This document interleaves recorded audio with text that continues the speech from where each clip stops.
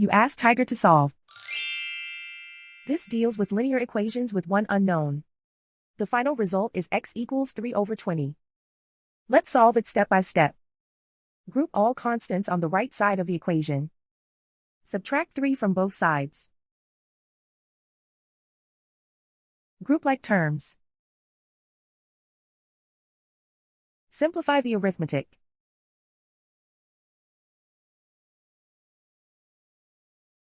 Isolate the x. Divide both sides by -20.